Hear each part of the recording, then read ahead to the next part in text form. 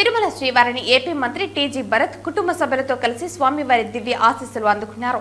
వీరికి ఆలయ అధికారులు స్వాగతం పలికి దర్శన ఏర్పాట్లు చేశారు.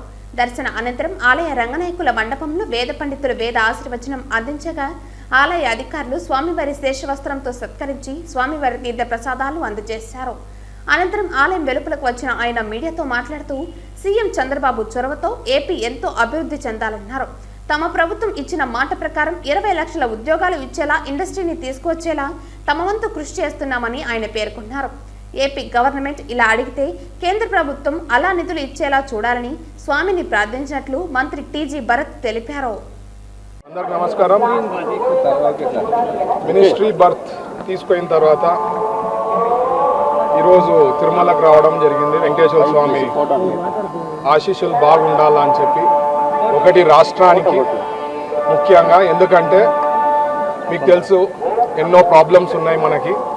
సో మా సార్ చంద్రబాబు గారు సెంట్రల్ గవర్నమెంట్కి ఏమైతే అడుగుతారో అవన్నీ కూడా నెరవేరాలని నేను మొక్కడం జరిగింది. సార్ అట్లా పోయి అడిగితేనే శాంక్షన్ అయిపోవాల, అది చాలా బాగుంటుంది. అట్లయితే అలాగే రాష్ట్రానికి మంచి ఇండస్ట్రీస్ రావాలా, ఎక్కువ జాబ్ ఆపర్చునిటీస్ క్రియేట్ అయ్యే లెక్క చూసుకోవాలా. ఎందుకంటే పెద్ద ఇండస్ట్రీస్ వస్తే ఇక్కడ జాబ్స్ ఆల్రెడీ దాదాపు 20 లక్షల ఉద్యోగాలు ఇస్తామని చెప్పి మన గవర్నమెంట్ ఫామ్ అయిన తర్వాత ఆర్ బిఫోర్ మనం చెప్పడం జరిగింది. సో ఖచ్చితంగా మంచి ఇండస్ట్రీస్ వస్తాయని నమ్మకం నాకు ఎందుకైతే ఉందంటే, మనకి చంద్రబాబు గారు అనేది ఒక పెద్ద బ్రాండ్, మీ అందరికీ తెలుసు.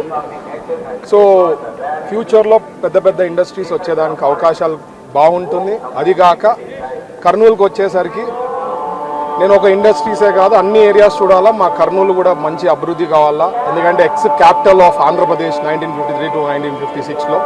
సో కర్నూలు కూడా బాగా అభివృద్ధి చెందాలని చెప్పి ఇవన్నీ కూడా ఏడుకొండల స్వామిని మొక్కడం జరిగింది. అన్నీ నెరవేరుతాయని చెప్పి ఆశపడుతున్నా. త్వరలో మనకు హైకోర్టు బెంచ్ కూడా జీవో వస్తుందని చెప్పి చంద్రబాబు గారు లాస్ట్ టైం చెప్పడం జరిగింది. సో ఇట్లాంటివి ఎన్నో మంచి కార్యక్రమాలు చేస్తాము. ఇంకా 100 days కూడా కాలే. మీరు చూస్తే ఎంత ఇండస్ట్రియల్ ఫ్రెండ్లీ మా చీఫ్ మినిస్టర్ అనేది మీ అందరూ చూసింటారు.